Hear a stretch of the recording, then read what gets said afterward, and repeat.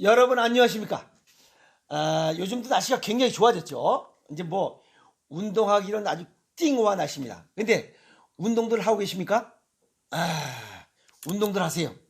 그렇다고 해서 또 너무 그냥 겨울에 운동 안 했다가 그냥 봄에 그냥 이빠이 운동을 해버리면 횡문근 융해증이라고 해서 무엇이 뭐 횡 쪽으로 이 분포되어 있는 근육이 녹아버리는 또 이런 불편한 증상이 나타나니까 그냥 적당히 이렇게 꾸준히 매일 오래도록 하는 이런 운동 습관을 가지도록 하세요. 오늘 유튜브를 열은 이유는 최근에 의학계에서 가장 주목받고 있다는 분야인 시간의학에 관한 이야기를 하려고 유튜브를 열었습니다. 뭐 시간의학, 뭐 얘기가 좀 어렵지만 쉽게 얘기해서 그냥 생체시계입니다. 뭐 또 더 쉽게 얘기하면 그냥 하루 일과입니다. 하루 일과를 똑바로 알면 우리 몸에 나타나는 질병들이 왜 그때 나타나고 왜 주간에 나타나고 왜 야간에 나타나는지 이런 것들을 쉽게 알아차릴 수 있고 쉽게 병의 원인을 알면 쉽게 예방하고 또 치유할 수 있다. 이 얘기를 하려고 유튜브를 열었습니다. 좀 괜찮지 않습니까? 아휴, 뭐든지 다 괜찮고 뭐든지 다 멋있는 남자 미스터 박입니다. 이 시간의 이야기라는 것은 시간에 따라 다른 질환들이 전부 다 다르게 증상들이 나타나더라는 겁니다. 이건 뭐냐면 우리 몸의 모든 세포와 호르몬 분비기관은 저마다 생체 시계가 있어서 하루 일과에 따라 즉 뭐 아침, 점심, 저녁, 야간 또 새벽 이렇게 일과에 따라 다른 활동성을 보이고 있다. 이런 것들이 바로 시간의학의 기본 개념입니다. 예를 들면 아침에 유독 증상이 나타나는 대표적인 질환을 보면 심혈관 질환 증상들입니다. 이건 동양의학적으로 보면 오전에는 심장 기능이 약해지는 시간으로 이렇게 분류하고 있습니다. 이건 뭐냐면 심장이나 혈관에 문제가 있으면 기상 직후에 가슴이 뻐근하고 가슴에 통증이 나타나기 시작합니다.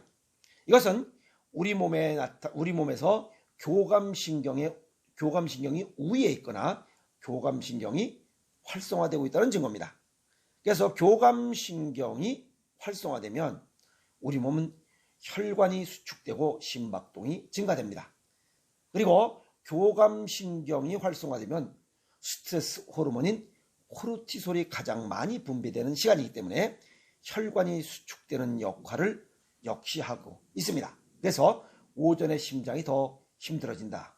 이 결과 동맥경화 등 혈관 질환이 있으면 혈관이 더 좁아져서 통증이 유발되고 있는 그런 사실이죠. 그래서 심근경색이나 뇌경색 또는 류마티스 관절염, 루푸스 같은 이런 질환들, 특히 뭐 심혈관 질환들이 더 심해지고 심혈관 질환으로 인한 사망자들이 오전에 더 많은 시간대를 가지고 있다 하는 데이터가 나오는 이유가 그겁니다. 두 번째는 기상 직후에 유독 전신 근육통이 심하다면 이것은 자가면역 질환을 의심해 봐야 된다는 얘기입니다.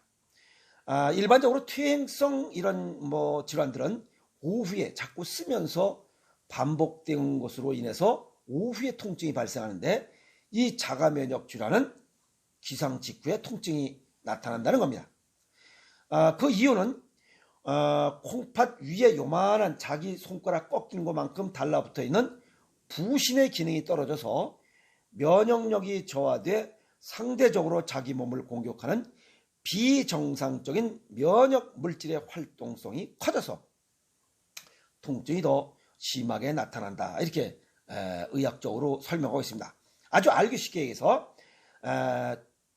밤과 새벽, 저녁과 새벽에는 우리 몸이 저체온증 모드로 바뀌면서 신장 기능과 간 기능이 약해져서 우리 몸의 혈압 조절, 혈액 순환 조절, 수분 조절, 체온 조절이 힘들어지기 때문에 여기서 부신 기능이 떨어져서 면역력이 저하된다 하는 얘기와 같은 얘기입니다. 그래서 저녁이 되면 신장 기능이 약해진다. 이렇게 말씀을 드릴 수가 있습니다. 아시겠습니까?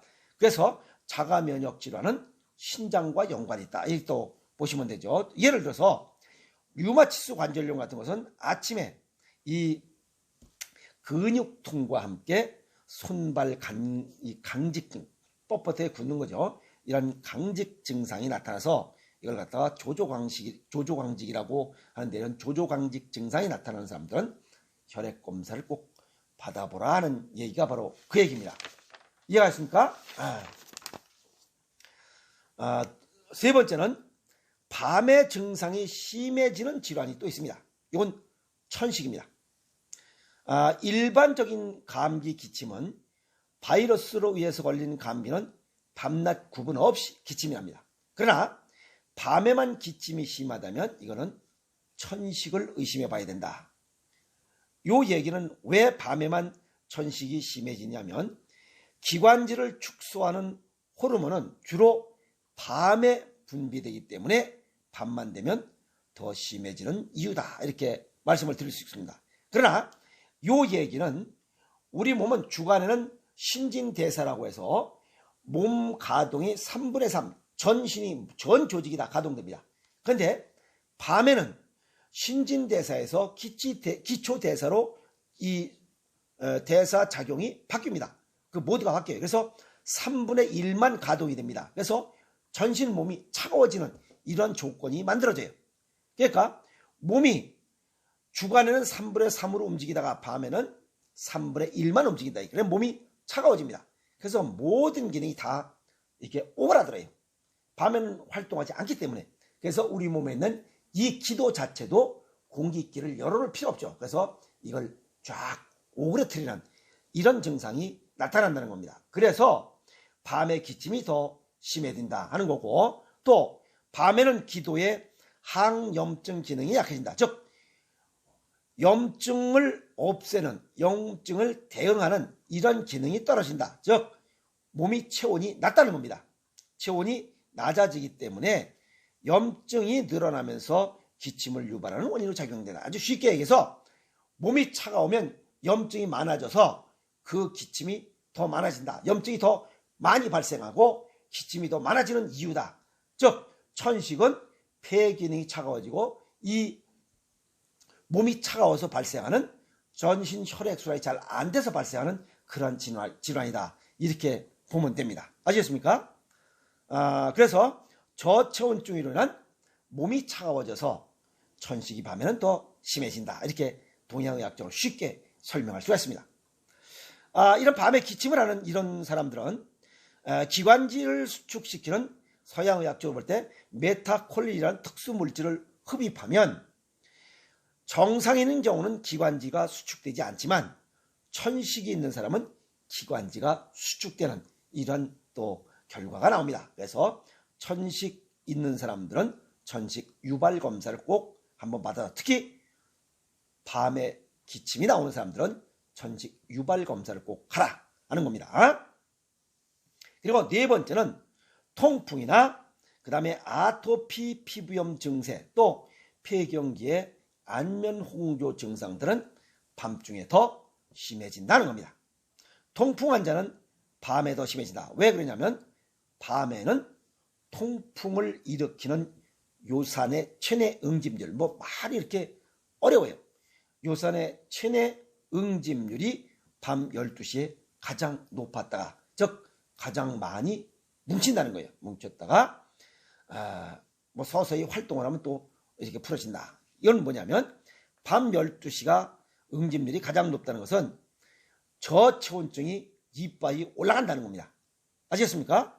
그 동양의학적으로 보면 전반야, 오후는 폐가 기능이 약해지고, 그래서 전반야는, 그러니까 밤 12시에서 전반야는 신장 기능이 약해지고, 그 다음에 후반야, 새벽에는 간 기능이 약해지는 이러한 시점입니다. 그래서 이 통풍은 이 서양의학적으로 보면 요산은 신장에서 생산하고 운용은 간에서 합니다. 그래서 신장과 간 기능에 어떤 문제가 발생하면 통풍이 발생한다는 것과 의미가 같습니다. 이해가 있습니까? 예. 그래서 이런 신장과 간 기능이 약해지는 시점으로 이 통풍이 더 심해지는 이유다. 이렇게 설명이 될 수 있습니다. 그리고 아토피 피부염 환자는 피부의 가려움증도 밤 10시에서부터 12시가 더 심하다. 그 이유는 밤만 되면 가려움증이 이렇게 더 심해지는 이유가 우리 몸이 오후 시간, 그래서 저녁부터 새벽까지 기초 신진대사에서 기초대사로 가동 모드가 바뀌기 때문에, 그래서 밤에는 어쨌든 저체온증이 오기 때문에 저체온증으로 이렇게 되면 우리 몸의 모든 질환이 더 심해진다. 이렇게 보면 됩니다. 아셨습니까? 왜? 몸이 차가우면 염증 수치가 높아지고 우리 몸이 전부 다 이런 불편한 증상이 더 많이 나타난다. 이렇게 볼 수가 있습니다. 그래서 질환에 따라 증상이 다른 시간대에 나타나는 현상, 이걸 갖다가 이번에 시간의학이라 이렇게 얘기하고 있고, 최근 의학계에서 가장 주목받고 또 관심이 많은 분야라고 이렇게 얘기하는 것은, 자연을 알지 못하면 우리 몸의 어떤 현상에 대해서 정확히 알지 못하고, 또 정확히 알지 못하면 정확하게 예방하고 치유할 수 없다는 이런 중요성도 여기서 강조되고 있는 부분입니다. 그래서 질환에 따라 증상이 다른 시간대에 나타나는 이런 현상들, 이걸 갖다가 시간의학이라고 해요. 그래서 몸속에 이런 호르몬 분비의 영향을 가장 많이 받는다라고 얘기하지만, 그것이 아니라 자연의 순리, 자연의 변화에 따라 우리 몸은 생체 시계가 새벽에는 간장 담낭, 그 다음에 오전에는 심장 소장, 점심때는 비위장, 오후에는 폐대장, 그 다음에 저녁에는 신장 방광 기능이 약해지는 이런 순서대로 이 오장육부와 간신비폐신이 순환되고 있다는 그 얘기입니다. 아주 쉽게 해서 이걸 서양의학적으로는 아까 뭐라고? 시간의학이라는데 별것도 아닙니다. 그래서 우리 몸의 오장육부가 서로 이렇게 하루 24시간대에 이렇게 서로 약해지는 시점이 변화된다. 그래서 이 변화되는 시점에 기능이 약해졌을 때 그 질환의 증상이 더 나타난다. 이렇게 볼 수가 있습니다. 물론 주간에는 신진대사 3분의 3이 가동되고, 야간에는 3분의 1만 가동되는 이런 기초대사로 변환되는 이런 음과 양의 이런 대사 활동, 그 다음에 간신비폐신의 이런 시간대 변화에 대한 것을 안다면 그렇게 어려운 병도 아닙니다. 아시겠습니까? 쉽게 찾고 쉽게 예방할 수 있다. 이렇게 볼 수가 있습니다. 그래서 결론적으로 주간에는 신진대사로서 온몸이 따뜻해지지만 밤에는 기초대사로 몸이 저체온증 차가워지기 때문에 오후에 식사를 할 때는 맵고 짠 음식을 먹으면 우리 몸이 열이 납니다. 그래서 저녁에 잘 때 보일러를 이빨에 틀어놓고 자면 아침까지 뜨뜻해지는 이러한 자연의 순리대로 식사라는 것이 바로 건강법이다. 이렇게 말씀을 드릴 수 있습니다. 그래서 저녁에 맵고 짭짤하게 음식을 딱 먹으면 몸 안에 열이 나요. 그래서 이 열이 저녁에 발생하는 이러한 시간의학이라고 했던 이런 호르몬의 불균형을 좀 완화시켜 줄 수 있다. 이렇게 볼 수가 있는 거죠. 아시겠습니까? 그래서 음식이 보약이다. 지금 여기 시간의학이라고 해서 이렇게 많은데 오전에 나타나는 거, 오후에 나타나는 거, 저녁에 나타나는 거, 이런 불편한 증상들이 많이 나타나고 있는 이런 증상들을 우리 몸에 이런 간신, 비폐신, 이런 오장육부의 동양의학에서는 상생상극이에요. 그래서 상생관계의 자연의 순리를 안다면 이런 병들은 쉽게 예방하고 쉽게 치유할 수 있다. 그래서 자연을 알지 못하면 우리 몸을 다 안다고 얘기할 수가 없습니다.